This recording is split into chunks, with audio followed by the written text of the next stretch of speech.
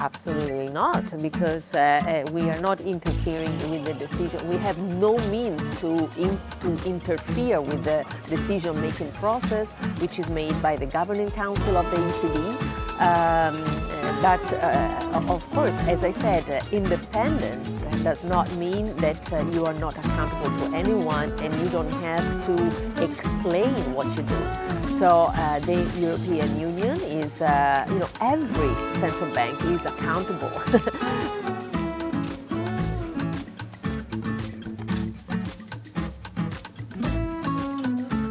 This is exactly a perfect example of what I just said. So we in the Parliament, we don't have the power to change the composition of the Governing Council of the ECB, because this is composed by the governors of the national central banks. So it's out of our power, to select those people. But what we can do is to stress the fact that this is not going in the right direction, that we want to include more women, and we want an economy that is more inclusive, economic governance that is more inclusive, that is more diverse. We keep pushing on this. It's a more political statement in the sense that we express what we think should be done, even if we have no power to change that.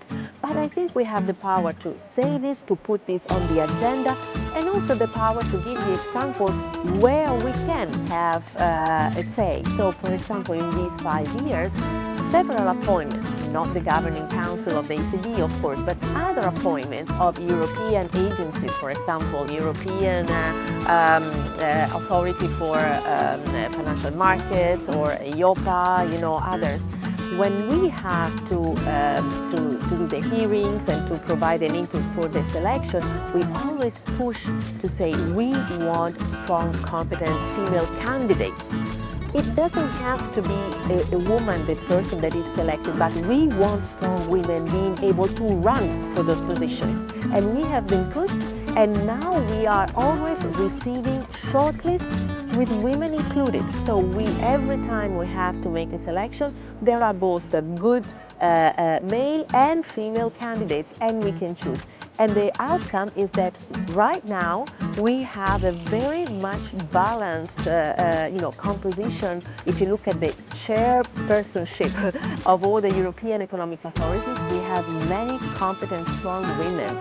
So we hope that by doing this, we can give an example also to the national authorities, national central banks, and hopefully in the near future they will also realize that we need more women also in the national central banks, and this will also have an impact on the Governing Council of the ECB.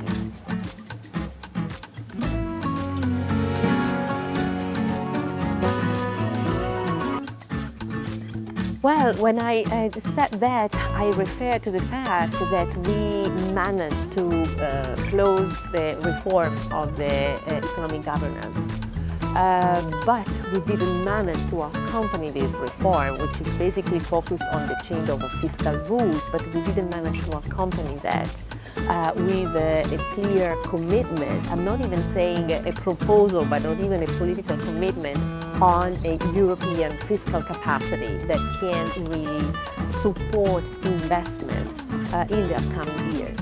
And this is what I would like to see before the end of this legislature. I would love to see this Parliament united, saying, okay, we didn't manage to do it in this mandate, but we are committed to do it as soon as possible, as soon as the next legislature starts, because we need that. So the reform of fiscal rule is an important part, is a step. We needed to do that.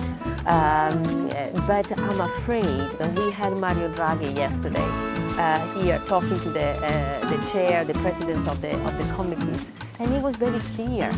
We have so many investments to make, so many challenges, and currently we are not equipped to address that. So we need to make sure we build a real capital markets union to mobilize private capital, but we are not there yet. And every time we make attempts, many member states say that they are not ready and they don't want to do it. We need also public investments, because the Recovery and Resilience Facility will finish very, very soon. But the challenges will not end in 1 or 2 years. The ecological transition, digitalization, safety, defense, all this strategic autonomy, we will not finish in a couple of years. So how can we address these challenges if we don't have the European budget or fiscal capacity of any kind to support that kind of investment? In the meantime, the United States is doing that, is moving forward. China is struggling, but you can bet that they will do everything that they can. So many other continents are trying to move forward. Where are we? So this is when I say we cannot stop halfway. We need to keep pushing.